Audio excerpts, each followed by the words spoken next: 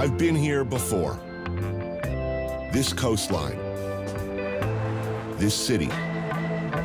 I was looking for something then, but instead I found this. Uruguay, the tiny underappreciated South American country tucked between Argentina and Brazil. Only 3 million people live here, half of them in the capital city of Montevideo. I love this city. I love this country. I mean, there's a vibe here that just, it's unlike any other place on the continent. It's the opposite of New York in a lot of ways. Like, people aren't pushy here, you know. In New York, everybody's like sort of hungry and pushing and moving. Here, it's extremely laid back. The only competition is soccer. That's the only time that you get competitive, and it gets extreme. Ignacio Mattos is the chef owner of 3 very successful restaurants in New York City: Estela, Cafe Altro Paradiso, and Flora Bar. He's been a New Yorker for the past 12 years, but he comes from here. Uruguay is a pretty chill and relaxed place where you just can disconnect from everything. For me, it's a melting pot. It's mostly Spanish and Italian immigrant food. Bar Arocena in Montevideo's Carrasco neighborhood specializes in Uruguay's unofficial national sandwich, the legendary chavito. 24 hours a day, 7 days a week since 1923. A prince, a king, a gargantua among sandwiches, this terror-inspiring heap of protein is built out of steak, ham, bacon, cheese, hard-boiled egg, mayo, and garnishes. That's like a perfect sandwich. Now, last time I was here, I have to admit that after about 6 days, I would have killed somebody for a vegetable. I mean, I didn't see a single... You're gonna feel like that very soon. Nacho, as he's called by nearly everyone, started his career at the age of 17 with the master of fire and burning wood, Argentinian chef Francis Malman, and stayed with him for 10 years before moving to the U.S. Working for Francis Malman, I felt at home. They were just a bunch of outsiders that they found a place where they belong, you know, finding this new culture and, like, new flavors. How often do you come? Every 2 years. And how long do you spend? I usually spend a week. Why so little? We live in New York. You know what I'm talking about? Yeah, I do. I mean, I love it here, but it's, you know, you have to commit to get here. But, you know, you were born here. You spent your childhood here. Do you feel the way I feel about this place? It is special, right? I think it's special, but I'm so far detached from it. Right. But I can go back to that and I can just connect. Well, we'll see. Over the next few days, we'll see whether you can just slide right back in. Oh, we will. Oh, we will. There's no other way out. There's no other way around it. You have to.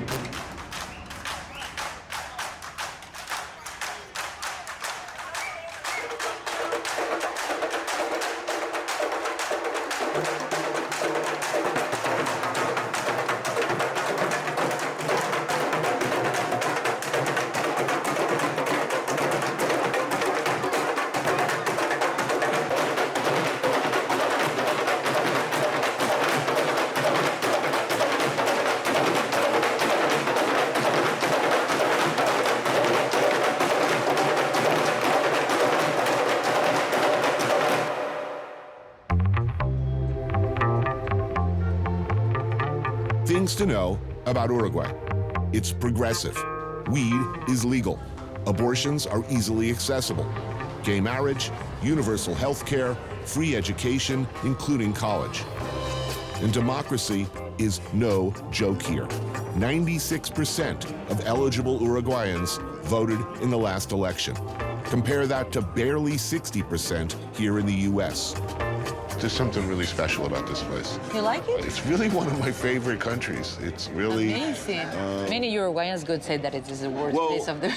A lot of it, that's weird. Some of the Uruguayans I've spoken to are very ambivalent about the country. I like it, but, you know. And this I don't really understand. I meet Karina Novarese, a journalist and editor with the newspaper El Observador at Escaramuza Cafe and Bookstore.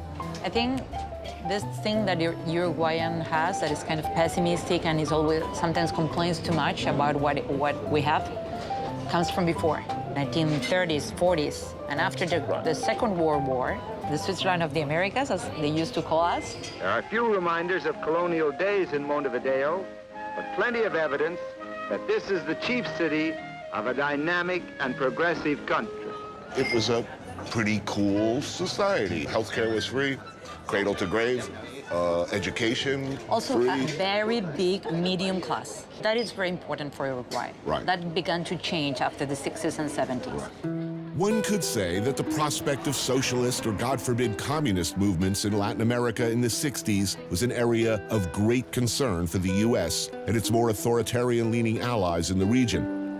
So the emergence of the radical national liberation movement, known as the Tupamaros, was cause for alarm at the CIA. A lot of things happened in the 60s in the context of Latin America. A lot of students, young people were very active in politics. They weren't the low classes, as you could say. They weren't the poor people who were doing this. These are middle-class kids and highly radicalized. Yeah. At the beginning, I think they really thought they could change the system. With covert and overt support by our country, a state of emergency was declared, and a right-wing dictatorship grabbed hold of the instruments of power, launching a period of repression that lasted from 1973 until 1985. Supported and often guided by CIA officers, trained in what we call these days enhanced interrogation methods, some of the most brutal bastards in the ugliest military juntas on earth crushed minds and bodies in cells across Latin America. What kind of people were finding themselves swept up? Especially teachers, professors from university. Troublesome intellectuals. Sometimes lawyers or... Something like 3 to 5% of the entire population had gone through the prison system. I mean, we're not talking about incarceration. We're talking about No. they were tortured and then kept inside a prison system that was specifically designed to pretty much destroy them. In the mid-1980s, the people of Uruguay had had enough. Massive demonstrations and strikes finally forced the government to hold elections, and the military was swept from power. We're now a democratic country since 1984. And how's it going? I think it's going well. We have troubles. We are in Latin America. We like to believe that we are a European country. We are not. But are you optimistic? I am. I don't see like a huge crisis coming. But also, when they came, you never realized before, so.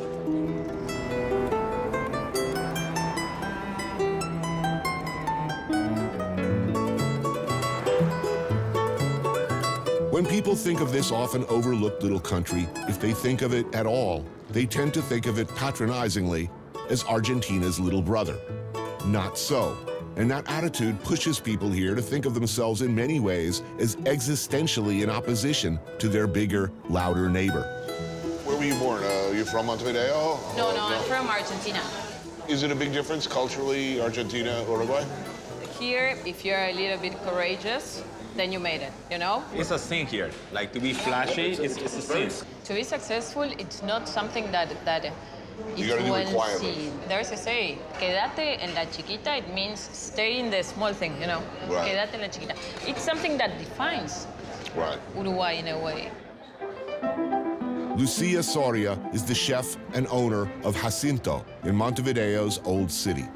She worked with Nacho back in the Malman years. What was it like for a woman working in the restaurant industry in the early 2000s? I was very lucky because Francis, he had like this army of women, no, around him. You were surrounded by women from the beginning. Yes. Is that an unusual situation in Uruguay, do you think? I mean, I'm not asking you, man. You're a man. I'm asking you. I feel like a woman. The food here takes its cues from Spain and Italy. Homemade gnocchi with mushrooms and pumpkin. Prawns with avocado, apple, and wasabi. Beef tartare with quail egg. So when you were first planning the menu for this place and thinking about the concept, Yeah. what inspired you? I wanted to have like a small restaurant, but that you could have a very nice everything, but small, you know? One fish, Right. very nice, and a lot of vegetables, you know? Right, this is the most vegetables I've ever seen in this country Yeah. all at one time. We're all driven people at this table. You know, Yeah. you went all the way to New York. You have how many restaurants in New York now? Just one? Two? Three. Three. Nice number, man. You're not lazy. No, Just a little dog. you could have 7. I'm gonna guess you're like this Yeah, too. We're all yeah. driven people. So where is your happy place? Well, I got married on Saturday. This past Saturday? Yes. That was the day that I felt happy all day. But it's good because you cannot have happiness all the time, no? Happiness No, is a thing that... happiness all the time is fascism. No, it doesn't It's oppressive. exist, man. It's oppressive. You're not doing anything. You're it. You're- But if you have a few moments a week Then- where you just go, Yeah. oh shit, I'm happy. Yeah. What? It sneaks up on you.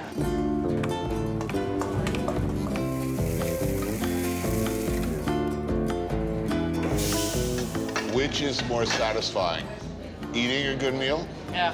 or cooking a good meal for somebody you really care about? I think eating.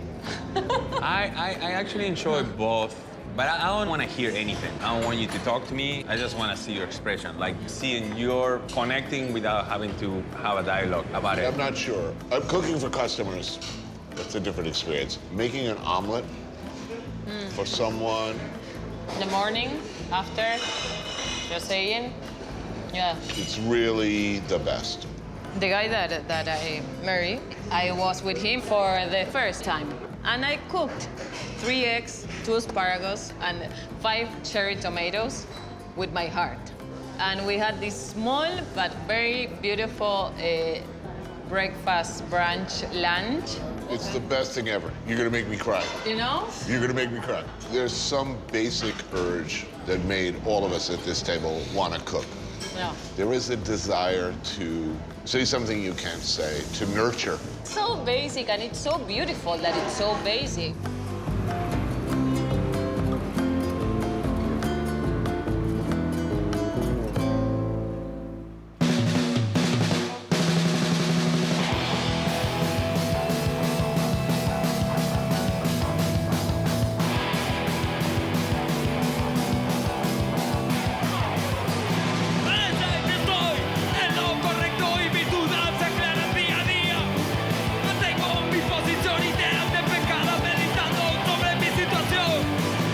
Hablan por la Espalda got together in 1996 when they were all just teenagers. They were considered pioneers of the DIY hardcore movement here. 2 decades on, they're still one of the country's most popular bands, and they recently opened for Iggy Pop.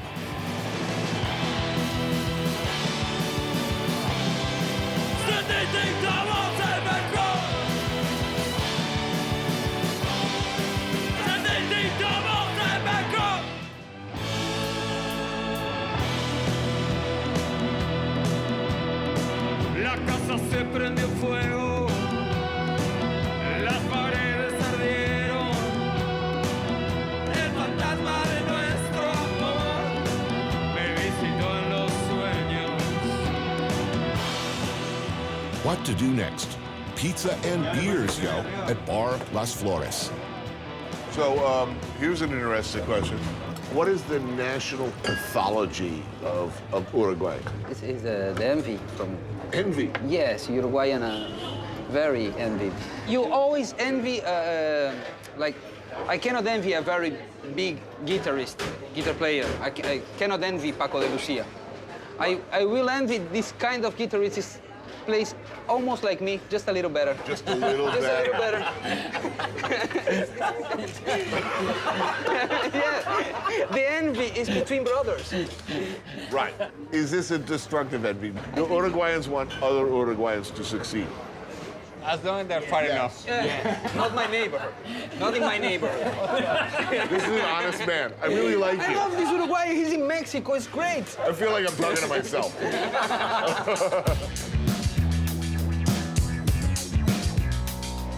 The pizza here is a bizarro stoner hybrid topped with thin chickpea flatbread.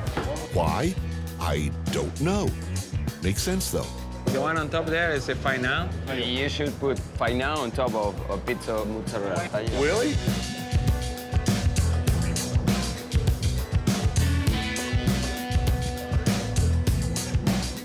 We call this pizza no cheese. No? Yeah. He's a vegan, so he's... Really? I don't know if I can work with you. 22 years of vegan. Vegan. Yes. in Uruguay. Wow, that is a revolutionary position. They used to be vegan too. Yeah. You're such an asshole. He used to be a very vegan militant. So what did you eat? Pizza. Yeah, but no Pizza. cheese. Yes. Yeah. And this is on health grounds, or you hate to hurt animals? I don't know. Okay, if you had to kill Fred Durst or a cow, Oh, or a cow. Fred. Look this one, Iggy Pop or a cow? I like Iggy Pop, but I will have to kill him. No. I saw him live. Oh, no. I just saw him live. You're a monster. You were not my therapist.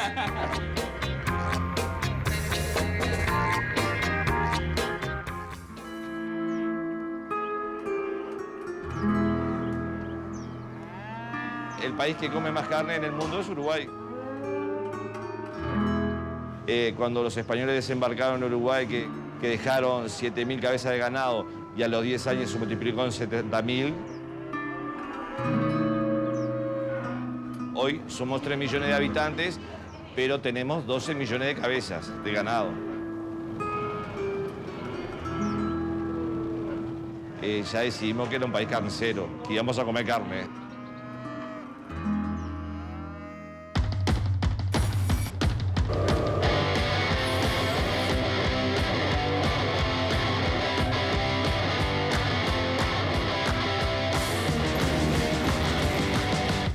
El nombre de esta carnicería es Carnelandia. Al igual que Disneylandia, nosotros pusimos Carnelandia. Bueno, nosotros vendemos por día aproximadamente 3.200 kilos, 3.500 kilos de carne. Bueno, acá vendemos mucha carne envasada al vacío, hecho muchas pulpas, asado, picada, mucha carne de cerdo, bondiola, jamón, carré, chinchulines, molleja, chotos, pollo, pulpón, etcétera, etcétera, etcétera. País Uruguay, cuando festejamos nos falta el asado.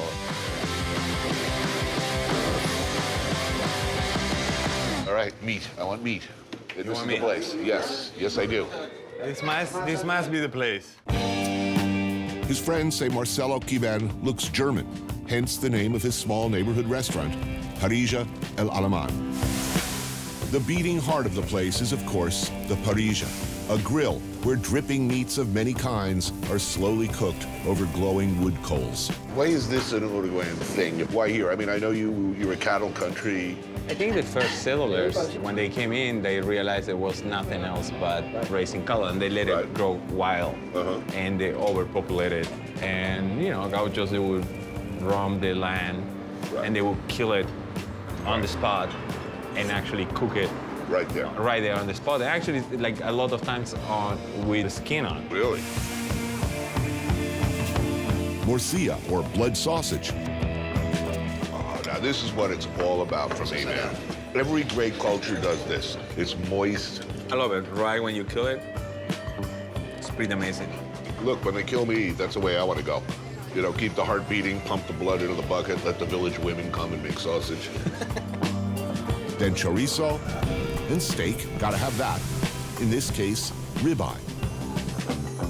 You should spend more time in this country. Yeah, I don't know. I've been gone for 17, 18 years. Yeah. It feels kind of like the same. That's the magic about this place. It's like, it feels like traveling to the past. I don't see Starbucks on every corner. I don't see McDonald's. It's sort of unspoiled, right? This is pretty awesome. I mean, am I missing something? Is there something that really sucks about this country that I'm not seeing? I think the society is like very patriarchal. And it has a lot of colonial tradition that overshadows. Yeah, but compared to what? Compared to who? Who's doing really great in that department? Denmark? It's like the happiest country on earth. I hate happy. I mean, you want to be surrounded by happy people? Do you notice how melancholic this place it is? And nostalgic? It's like you walk on the street and you just like feel it. It's like the melancholy, it's... I like that.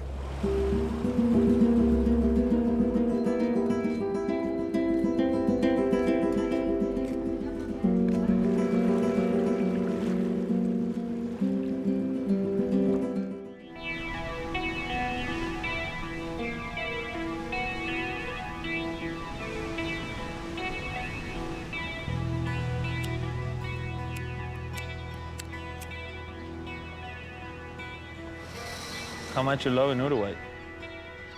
You still loving it or you changed your mind? I love it. It's beautiful, but laid back. You haven't changed your mind a little bit? No. Feel tense about anything, I smoke a little weed, I feel better. Yeah. I'm getting hungry, actually. Yeah, what's on the menu tonight? Got some quinoa, maybe some quinoa. I don't think it exists quinoa here. It might exist in some health I don't store. even know what it is. I don't know that I've ever had it. It's like, I used to really like kale. I used to love kale, but now I don't want to eat it because It's pretty annoying. They're making like smoothies out of this shit. Guess, We're doing steak? If we can do steak, that's what you eat here. that's what we have. Yeah. And Yeah, I was thinking just off the top of my head, what do I want tonight? How about meat? Yeah, meat. I know where to go, but actually never been. This friend told me about it, but the funny thing is drive-through. Drive-through steak. I know, like I'm as surprised as you are. Cocktails? Do we get cocktails in the drive-through? I doubt, but I'm sure we can get some beer. All right, steak it is. Let's do it.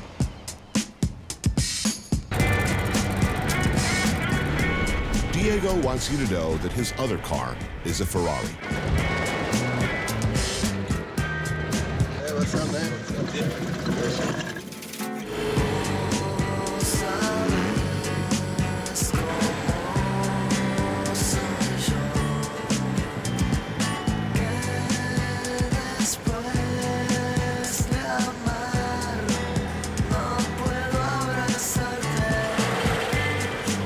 So far, it's working. I think they use this in the desert.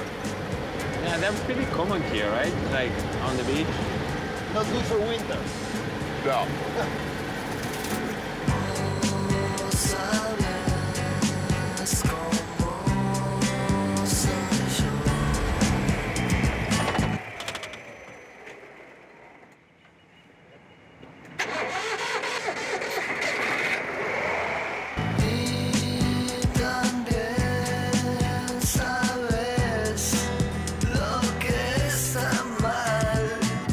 Las Nenas for drive-through steak.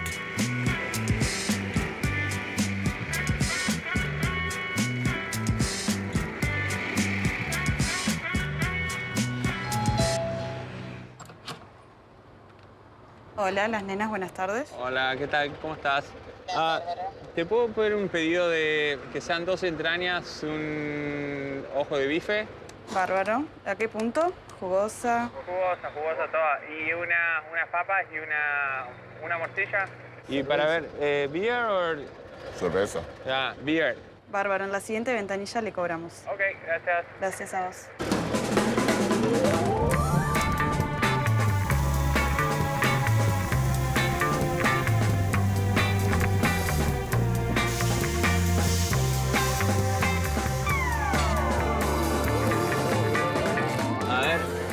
Gracias.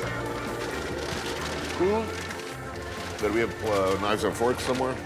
Inside of each box, they're Okay. there. Give me potato. Yeah, I got potatoes in there. this could be a challenge. Hey, the meat's good. Should bring your own cutlery in there next time. Yeah.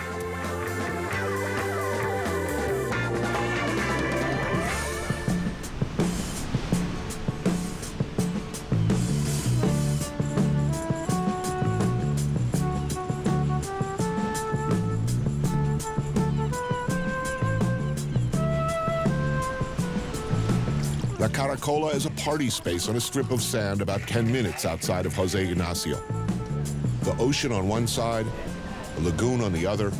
During the high season, it's a regular hangout for over-the-top asados. Today, Nacho is supervising a meal for a bunch of friends.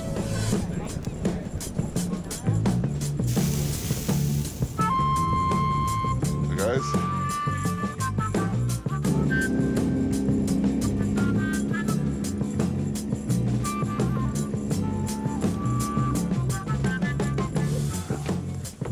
What's going on here? Oh.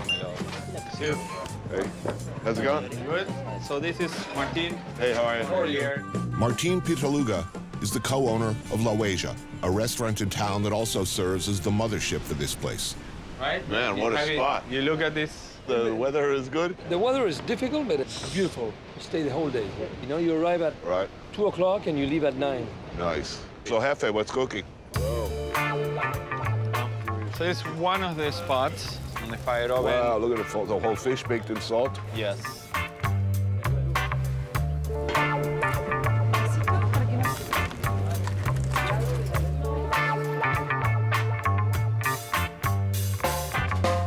Some cold ribeyes, flats. Ribeyes, wow. Some second pig. So some snack. That's no snack, man. That's a meal right there. Wow. You want to help in the kitchen or?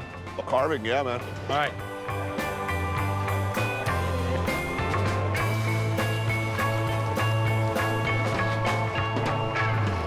Everybody's here.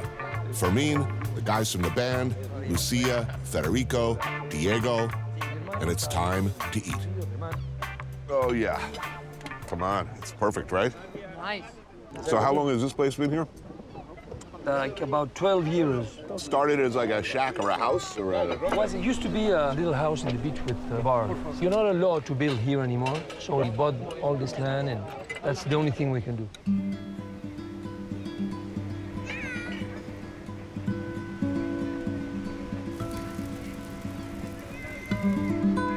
And the food is delicious. Yeah. Well, look at us out here on a sandbar, middle of nowhere, eating like gods. But this is what I love about Uruguay, no? So then you suddenly take a drive, even like 1 hour and a half, And you're someplace different. in a different world. Good to see. I mean, it's really exciting here. I love it here. Every day you ask me, you sure? Hold on. Every day. Do you really love it, Tony? Every day. Really?